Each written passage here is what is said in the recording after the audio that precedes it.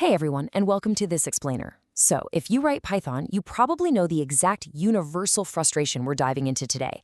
You can read a recursive function just fine, right? Tracing the logic someone else wrote isn't usually the problem. But the very second you sit down to author one completely from scratch, total blank. It is this massive cognitive threshold. But today, we're going to fix that completely. So let's get right to it. Why does recursion feel so much like magic? I mean, think about every traditional tutorial you've ever seen on this subject. They almost always show you a factorial or a Fibonacci sequence, and they define it super simply as, a function that calls itself. But that superficial definition, it leaves you relying purely on pattern matching. You basically end up trying to guess the code rather than truly understanding the physical mechanics of suspended computation that's happening under the hood. It feels like a magic trick because you simply aren't seeing the sleight of hand.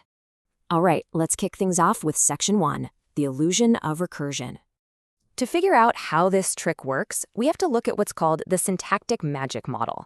This is exactly what happens when beginners just memorize the base and recursive cases without actually grasping the underlying control flow. It's essentially coding by guessing, just kind of hoping the magic works out.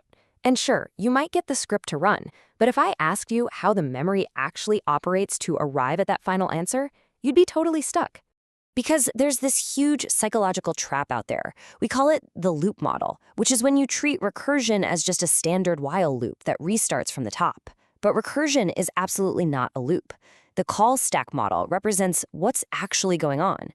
These are isolated, suspended states. Local variables are preserved perfectly in these pause tasks, just waiting for their turn. Which brings us to Section 2, unveiling the call stack. Let's actually walk through the frame-by-frame mechanics inside your machine to totally shatter this illusion. Step 1, the execution of the current function pauses. Step 2, an entirely independent stack frame is created with its own completely isolated local variables. And then it dives deeper. But the real secret of the trick is Step 3, the unwinding. It's only when the base case is finally triggered that the flow of control goes backward, passing values up the chain to all those waiting frames.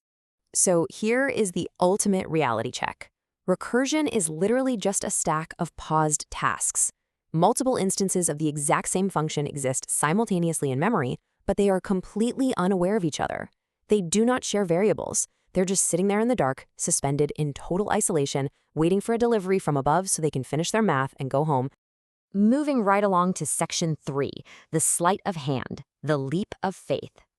Now, this right here is the absolute most critical mindset shift. It's the psychological sleight of hand that expert programmers use to avoid cognitive overload, the leap of faith. Derived directly from mathematical induction, you have to make a really bold assumption. You must trust that the recursive call will correctly solve the smaller subproblem flawlessly, as long as your base case is solid. You don't question it, you just trust the return value. And because you've built that profound trust, you have to do this. Stop tracing every function call. Seriously, we must actively give ourselves permission to stop mentally simulating the deep unwinding of the stack. If you try to hold 20 layers of paused function frames in your mind's eye while you're writing code, it's just going to lead to rapid working memory exhaustion. When you're actually writing practical code, this completely flips your workflow. Imagine you're traversing a deeply nested file directory. Step 1, you handle your base case. If the item is a file, add it to your list.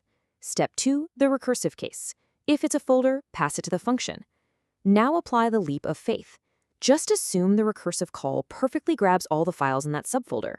Your only real job as a developer is the combination step, using something simple like .extend to merge those return results together.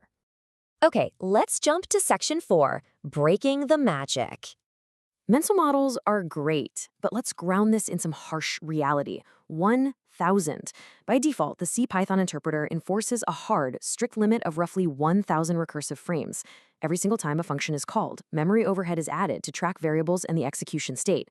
Push past this limit, the interpreter intervenes to prevent a catastrophic C-stack overflow, literally a segmentation fault, by raising a maximum recursion depth exceeded error and completely crashing your program.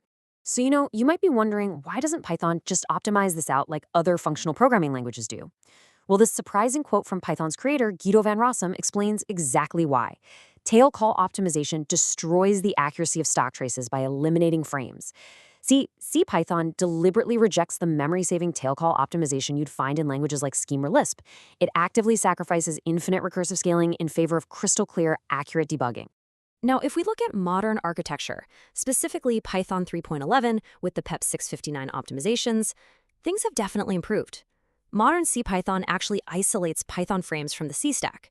This adaptive interpreter provides a really measured speedup and avoids direct C stack overflows for pure Python to Python calls. But make no mistake here, the fundamental memory overhead rules absolutely still apply. Python caps memory to prevent runaway usage, whereas functional languages with tail call optimization are effectively boundless. So here is your definitive rulebook going forward. Look at the memory footprint. Recursion has massive overhead compared to the near zero extra memory you get from iterative loops. You really need to use standard loops for linear data sets, like processing massive lists or sequential math, just to avoid crashing production code.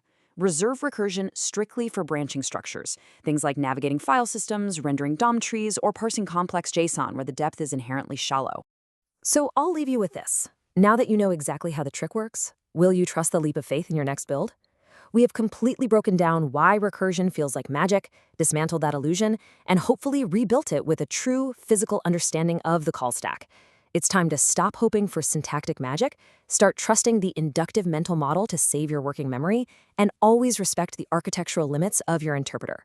Keep building, keep learning, and I'll catch you on the next explainer.